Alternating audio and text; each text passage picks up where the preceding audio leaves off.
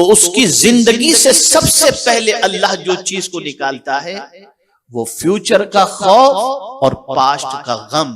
ये दो चीजों से उसको इंसान अल्लाह अज़्ज़ व जल्ल बरी कर देता है। अल्लाह के कानून के फायदे के हवाले से बताऊं, रब अपना इरादा बताता है किस चीज के सिलसिले में। फ़इन कुंतुम मरीदन औ अला सफरिन फ़इद्दतुम मिन अय्यामिन उखर। रोजा, माह रमजान के रोजे फर्ज किए गए, लेकिन जाहिर सी बात है कि एक इंसान मरीज है, बीमार है, वो कहे कि मैं रोजा रखूंगा तो मर जाऊंगा, और रोजे फर्ज किए गए कुतिबा अलैकुमुस सियाम। तो मेरे करीम ने फ्लेक्सिबिलिटी दी, राहत अता फरमाई और फरमाया अगर तुम बीमार हो, अगर तुम सफर में हो, मुसाफिर हो, तो गिनती के दिन पूरे कर लेना, इसमें रोजे मत रखो। लेकिन जिस कंट्री से तुमने रोजा शुरू किया था उस कंट्री के अंदर, उस सिटी में कितने दिन का रमजान था, जो तुम्हारे रमजान के रोजे बीमारी के अंदर या सफर की वजह से छूट जाएं, तो जितनी गिनती हुई थी उसके मुताबिक रोजे को पूरा कर लो। फ्लेक्सिबिलिटी। और फिर आगे जो फरमाया उसमें अल्लाह का कंप्लीट हर कानून के सिलसिले में दस्तूर है, युरीदुल्लाहु बिकुमुल युस्र वला युरीदु बिकुमुल उस्र। अल्लाह तुम्हारे लिए आसानी चाहता है, दुश्वारी नहीं चाहता। ये कुदरत का काम। ला युकल्लिफुल्लाहु नफ्सन इल्ला वुसअहा। अल्लाह किसी जान को तकलीफ नहीं देता मगर उसकी ताकत के मुताबिक। खड़े होकर नहीं पढ़ सकते नमाज, बैठ कर पढ़ो, बैठ कर नहीं पढ़ सकते लेट कर पढ़ो, लेट कर नहीं पढ़ सकते इशारे से पढ़ो। ये सारे हमारे लिए अल्लाह अज़्ज़ व जल्ल की तरफ से अता करदा कानून है। अब अगर कोई शख्स ये सोचे यार ये सब क्या कानून, ये पाबंदी, ये खाओ, ये न पियो, ये सारी चीजें तो हमारी जिंदगी में ये कानून की जरूरत नहीं, तो आज मैं आपको बताऊं, एटमी ताकत रखने के बावजूद भी अगर दुनिया खौफजदा है, न्यूक्लियर ताकत होने के बावजूद भी अगर दुनिया खौफजदा है, तो उसकी सबसे बड़ी वजह यह है कि कानून इलाही को जब छोड़ दिया जाता है तो उसकी जिंदगी में खौफ पैदा होता है। अब अल्लाह का कानून कब से, अल्लाह का दीन कब से? तो कुरान कहता है कुल नहबितु मिन्हा जमीआ।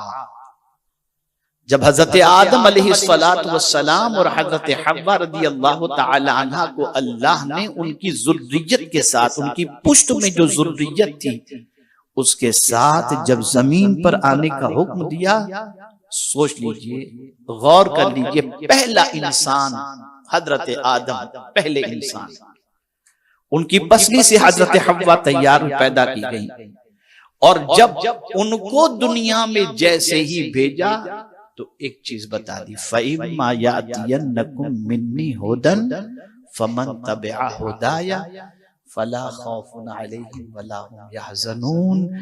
जब मेरी तरफ से तुम्हारे पास हिदायत आ जाए, यानी दीन आ जाए, हिदायत आ जाए, तो जो कोई भी उस हिदायत की पैरवी करेगा, अल्लाह फरमाता है उसको मैं बेखौफ कर दूंगा और बेगम कर दूंगा।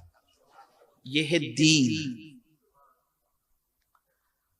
जिस किसी की जिंदगी के अंदर दीन आ जाता है और वो दीन का पैरोकार बन जाता है, तो उसकी जिंदगी से सबसे पहले अल्लाह जो चीज को निकालता है वो फ्यूचर का खौफ और पास्ट का गम।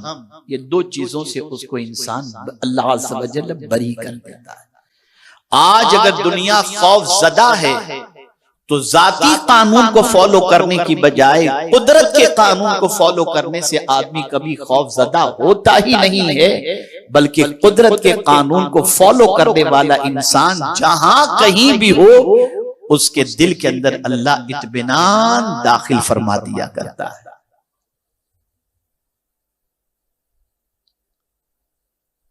इसीलिए अल्लाह ने जिस किसी को विलायत अता फरमाई, और अपनी दोस्ती का ताज अता फरमाया। और वली वही होता है जो दीन को फॉलो करने वाला।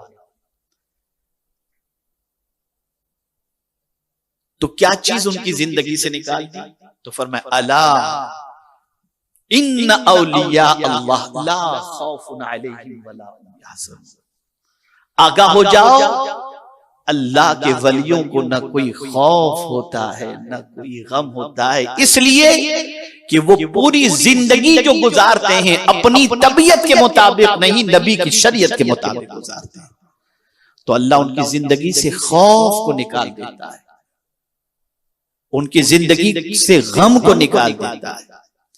मेरे प्यारे आका सल्लल्लाहु तआला अलैहि वसल्लम के प्यारे दीवानों, आप जरा सोचो कि इस वक्त कुरान का मानने वाला, दीन का मानने वाला पूरी दुनिया में जितना खौफजदा है, कोई और कौम इतनी खौफजदा आपको नजर नहीं आएगी।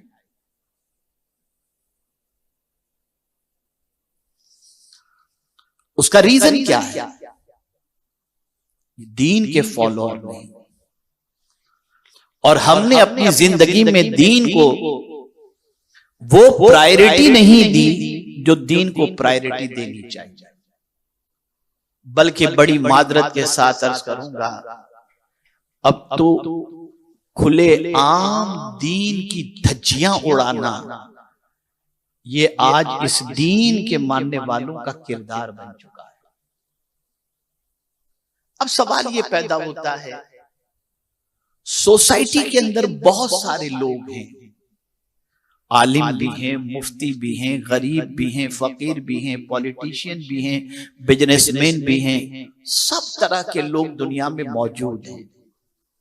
लेकिन जब हम जायजा लेते हैं कि दीन को फॉलो करने वाले कितने लोग हैं, तो हमें चंद नजर आते हैं।